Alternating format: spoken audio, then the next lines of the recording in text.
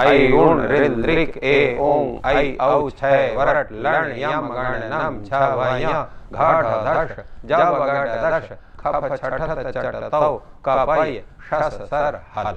इसका नृत्तावसाने नटराज राजो ननादि ढक्कानो पंचवारम उद्धर्तु कामः सनकादि सिद्धान नेतद् विमर्शे शिव सूत्र जालम। नृत्तावसाने नटराज राजा भगवान शिव, भगवान शिव नृत्तावसाने अपने नृत्य के अवसान में, हमारा अपना उनका जो नृत्य है जिसको हम लोग तांडव नृत्य जिनको हम लोग कहते हैं, उसके अवसान अनंतर पहले नृत्य किए 14 बार डमरू बजाए, 9 पंचवारम, 9 और 5 14 बार।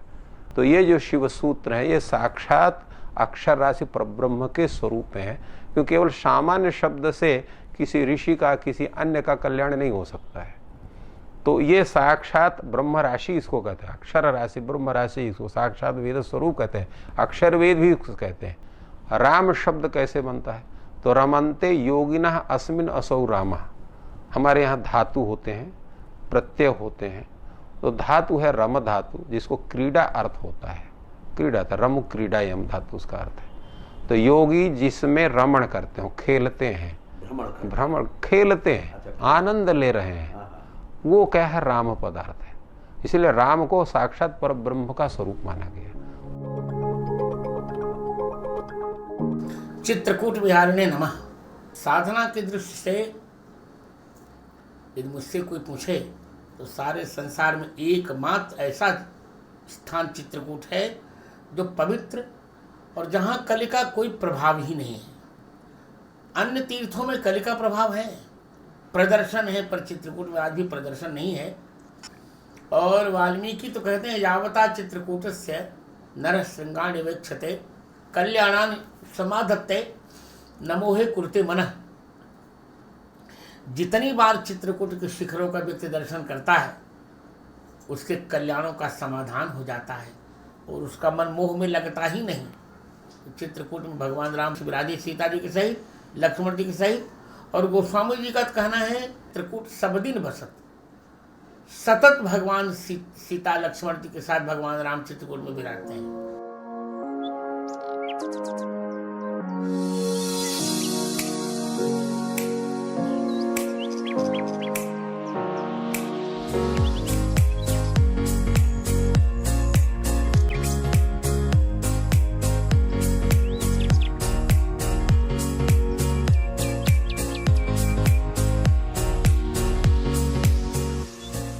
काव्य के बखान में न पाया है गुमान, कहीं तुलसी में अभिमान गया ना निहारा है। काव्य में भरा है भक्ति भावना को, कूट कूट साहस पराक्रम को गया ना निखारा है। तेज बंत तेज पुंज तेज के निधान तुल्य, किंतु तेज पुंजता को गया ना उभारा है। ताप न प्रताप कहीं देखा ना प्रभाव, कहीं मानस को दीनता के भाव से पखारा है। जा पर विविधा परत है सोई आवत यही देश। भगवान कामतनाथ जी के चरणों में वही जाता है जिस पर बहुत बड़ी विपत्ति पड़ती है, और उसकी विपत्ति और आपत्ति का उद्धार करने वाले भगवान श्री राम ने स्वयं, जब भगवान श्री राम पर एक विपत्ति आई और उन्होंने 14 वर्ष वनवास के जो काल थे, उन कालों में 11.5 वर्ष का जो काल था वो भगवान श्री राम माता जानकी के सहित अपने छोटे अनुज लक्ष्मण के साथ उन्होंने वहाँ व्यतीत किया। चित्रकूट मंद मंद बहती मंदाकिनी पयश्वनी नदी के तट पर 5 गांवों का संगम है आरण्यक वन क्षेत्र। कामतगिरी पहाड़ की छांव तले जो आरण्यक वन क्षेत्र है वही चित्रकूट है, जहां अशोक वृक्षों और अर्जुन वृक्षों की बहुलता रही है और यहां की गुफाओं की संस्कृति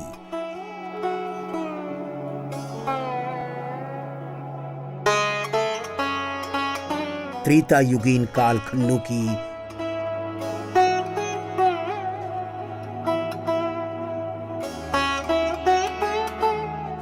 प्रिज्मों की भांति आज भी देखने को मिलती है।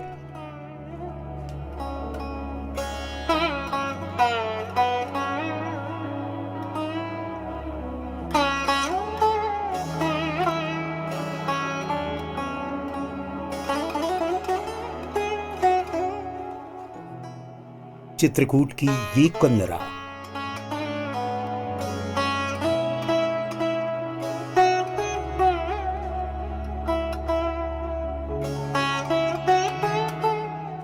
ये गुफा आज भी आलोकित है।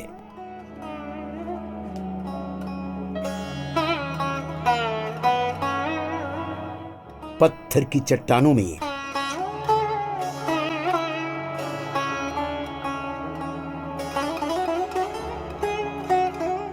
प्राकृतिक रूप में कलाकृतियों, कलात्मक बिंदुओं से कितनी बड़ी भव्य गुफा है ये, जो मानव निर्मित नहीं है,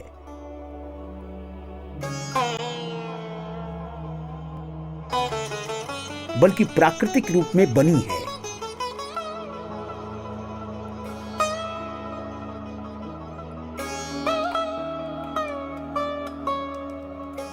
मान्यता है यहां प्रभु श्री राम के दर्शन के लिए गोदावरी नदी भी पधारी थी।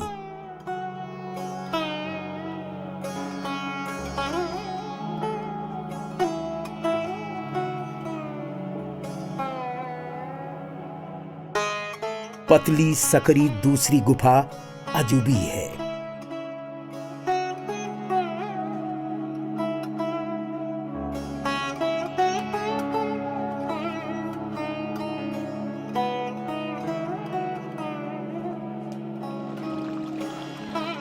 जहां गोदावरी नदी का प्रवाह फूट फूट कर कल कल बहती है।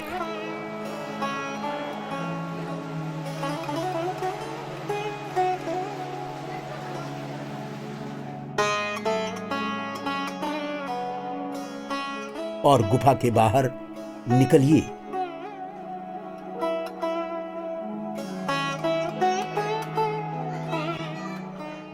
गोदावरी गंगा है ये बाकी यहाँ भगवान राम भजन किए, अंदर आगे स्नान किए। कुदरती ये गुफाएं हैं, पानी 12 महीने रहता है। पानी यहाँ से पानी निकल रहा है वहाँ से, अब बाहर जाके समाप्त होगा। इसी का नाम हो गया गोदावरी गंगा।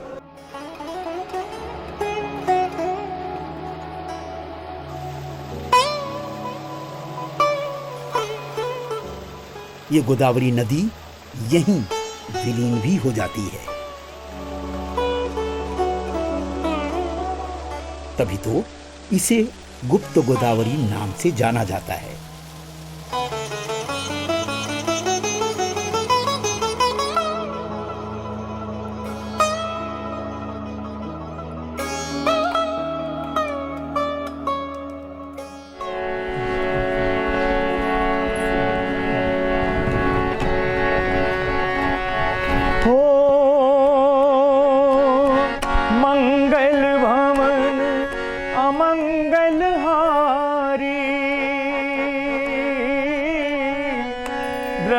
सुदशरथ अजर बिहारी राम सिया राम सिया राम। मंद मंद बहती मंदाकिनी नदी के तट पर सौंदर्य बोध को निहारिए। राम जय जय राम। फटिक शिला, इस स्फटिक शिला से जुड़कर स्वयं को देखिए और अनुभव कीजिए। परे सकल कपिचर नन जाई राम सिया राम जय जय राम। राम सिया राम जय जय राम। दुरहिते देखे दो भ्राता। और ये मंदिर अत्रि ऋषि और सती अनसुईया का है। बहुरी राम छवि धाम बिलो की रहे उठटुकी एक टक पल रोकी। राम सिया राम जय जय राम। राम सिया सिया राम जय जय राम। हो भुज प्रलंब कंजारुन लोचन, श्यामल गात प्रगत तहि मोचन। राम सिया राम जय जय राम। राम सिया राम। पूरा चित्रकूट अपने विहंगम परिदृश्यों से आच्छादित है।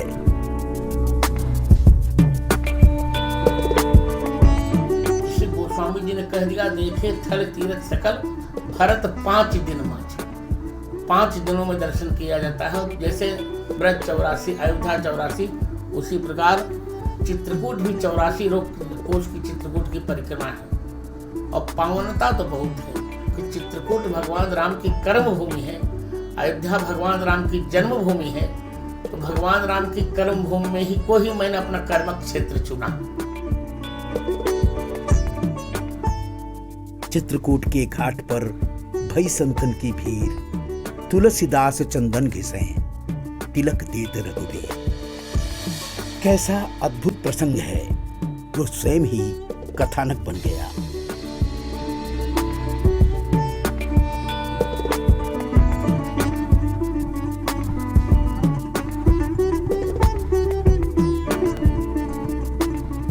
आइए चलें यमुना तट राजापुर की ओर।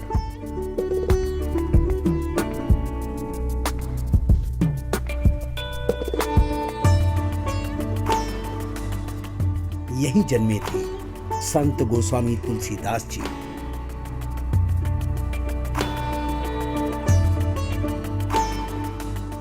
राजापुर क्षेत्र में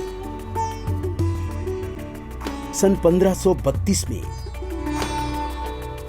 पंडित आत्माराम दुबे के घर उनकी पत्नी हुलसी की कोख से जिस बालक का 12वें महीने में जन्म हुआ था,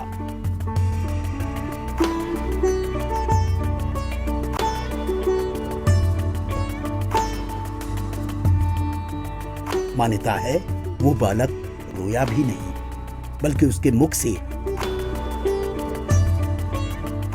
राम शब्द उच्चारित हुआ था।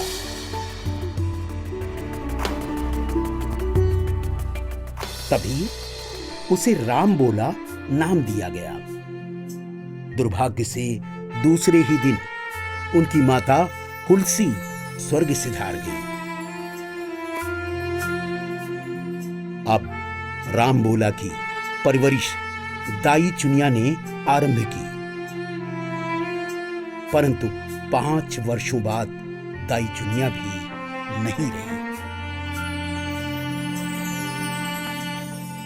अनाथ बालक राम बोला का जीवन असाध्य कष्टों भरा ही रहा। तब उसका नाम तुलसीदास हो चुका था।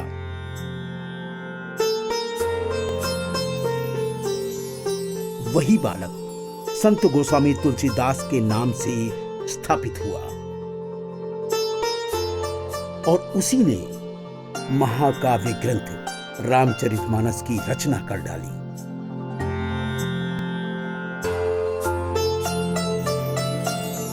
राजापुर में उनके जन्म स्थान पर उनके शिष्य दत्तक पुत्र परंपरा की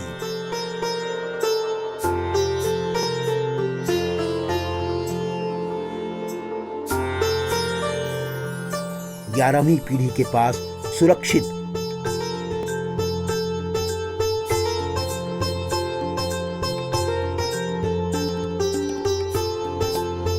उस मानस ग्रंथ की हस्तलिखित अनुकृति से सीधे अपने आप को जोड़े। रामचरितमानस को तुलसीदास जी ने इसको अपने मित्र टोलरमल के यहाँ रखा था। जब उनका शरीर छूटा तो वहाँ से गणपत राम जी रामचरितमानस को लेके आए और उनके जन्म स्थान पे रहती थी। हमारे पूर्वज लोग तो पुजारी रखते थे, उसको खाना कपड़ा देते थे, रामायण जी में जो कुछ मिलता चढ़ता था वो खुद लेते थे। पुजारी को संतोष नहीं हुआ, लोभ में पड़ के ये सातों कांड रामायण जी को चुरा लेके भग गया। ये किस्सा तुलसीदास जी महाराज जी के शरीर छोड़ने के 125 वर्ष बाद का है। मूल प्रति में एक कांड बचा है। पहले तो सातों कांड थी। रामचरितमानस का प्रचार प्रसार तुलसी के समय में हुआ है। हस्तलिखित लाखों करोड़ों प्रतियां बन गई थी। तो पुजारी जब चुरा ले गया, इधर पता चला, हमारे पूर्वज घोड़ों में सवार होकर उसका पीछा किया। तो एक काला कांकर है प्रतापगढ़ में, गंगा के किनारे। तो सुबह सुबह पुजारी नाव में बैठ के गंगा को पार कर रहा था। हमारे पूर्वज लोग पहुंच गए, पहचान गए, तो मल्लाह को आवाज़ दिया। आवाज़ को पहचान करके वो डर गया कि ये लोग बड़े खतरनाक हैं, मुझे मार डालेंगे, पकड़ा जाऊंगा।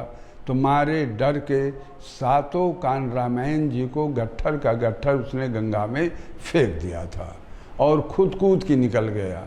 नाव वापस आई, लोगों ने बताया, तो ये लोग महाराजा काला कांकर के पास गए। उस समय राजा दिनेश सिंह के पूर्वज हनुमत सिंह जी थे, उनसे कहा। तो उन्होंने गंगा में महाजाल डलवाया बहुत आगे और इंतज़ार भी किया कि अब पानी आके रुक गया होगा।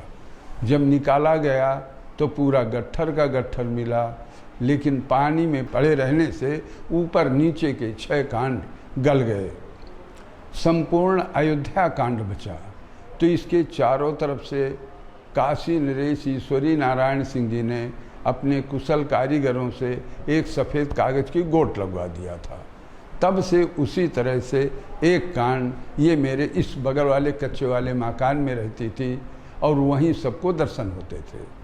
बीबी गिरी जब उत्तर प्रदेश के राज्यपाल थे, को मैंने अपने कच्चे घर में दर्शन कराए हैं। ये मेरे घर का खंडहर था। कलकत्ते के सेठ गोविंद राम बांगड़ ने 62-63 में दर्शन वहीं किया है। इतना मंदिर का स्वरूप दे दिया। तिजोड़ी वहाँ से उठ के यहाँ गई, यहीं दर्शन होते हैं। ये तिजोड़ी भी देश स्वतंत्र होने के बाद डॉक्टर संपूर्णानंद जी संयुक्त प्रांत के शिक्षा सचिव थे। शिक्षा विभाग की ओर से उन्होंने 1948 में प्रदान किया था। कागज़ का आविष्कार विश्व में चाइना ने 13वीं शताब्दी में किया है। भारत में 14वीं में आया है। हाथ से घोट के लुगदी बना के कागज़ बनाते थे। तुलसीदास जी महाराज जी 17वीं शताब्दी में लिखे हैं, 1631 चैत्र शुद्धि 9वीं को। तो हाथ की बनी हुई लकड़ी वाली कलम, हाथ की बनी हुई स्याही और हाथ का बना हुआ कागज़ है। भोजपत्र ताड़पत्र नहीं है। तुलसी ने खुद लिखा है कि मैं कागज़ पर लिख रहा हूँ। बालकांड दोहा नंबर 9 की अंतिम चौपाई है, कभी ते विवेक एक नहीं मोरे, सत्य कहूँ लिखी कागत कोरे। तुलसी से 3 पीढ़ी पहले कबीर थे। कबीर ने भी कहा है, मसी कागज छोयो नहीं, कलम गही नहीं हाथ। कागज था। कबीर पढ़े लिखे नहीं थे, उनको ब्रह्म ज्ञान था, वो बोलते थे और शिष्य लोग लिखते थे। और तुलसीदास जी तो बहुत बड़े विद्वान थे। लोग पूछते हैं कितना पढ़े थे, तो अब जो 18 पुराण, नाना पुराण निगमागम सम्मतम यद रामायणे निगदितम क्वचित अन्यतोपि, 18 पुराण 6 शास्त्र आगम निगम श्रुत स्मृति, ये सब रामचरितमानस हर ग्रंथों का निचोड़ है, तत्व है। तो मैंने पत्र दिया तो कानपुर वालों ने इस पे अपने फर्म का नाम डाल के कवर लगाया। अब भारत सरकार ने 2004 में पुरातत्व विभाग ने कानपुर वालों का हर कवर हटा के जहाँ पन्ना कटा फटा है, जापानी हाथ का बना हुआ टिश्यू पेपर आता है, उससे जोड़ के मसाले केमिकल्स लगा के इसको प्रिजर्व किया गया है। ये पूर्ण रूपेण सुरक्षित है। गंग गौरी सम सब सनमान, देहि आशीष मुदित मृदुबानी, गही पद लगे सुमित्रा अंका, जनु भेटी संपत्ति अति रंका, नहीं अचिरी जो जुग जुग चली आई, कही न दीन रघु वीर बड़ाई, राम नाम महिमा सुर कही, सुनी सुनी अवध लोग सुख लही।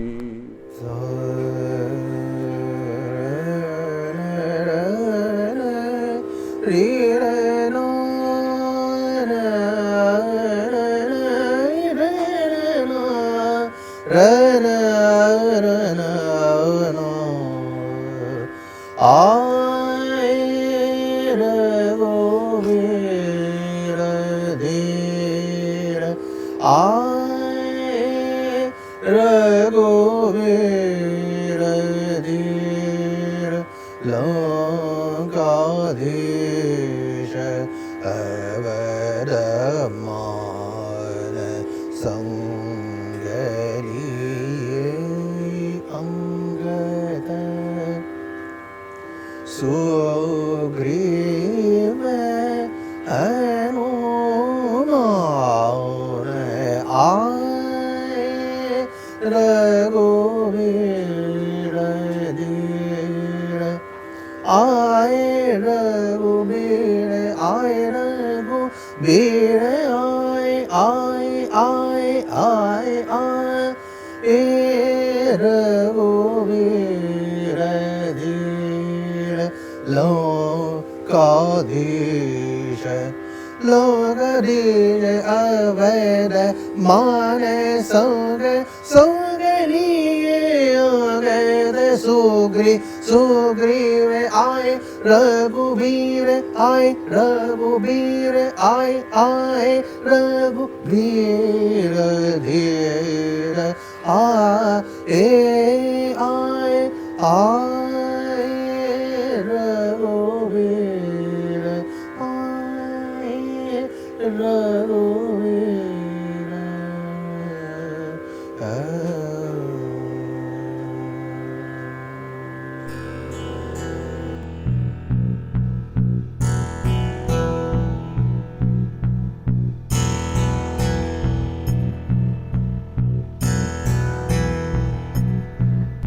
तुलसीदास जी ने जब चर्चा आने लगी, लोगों ने कहा कि नहीं हमारे वेद सबसे ऊपर हैं, तुलसीदास जी जो लिख रहे हैं इनके ग्रंथों को चोरी करना शुरू किया।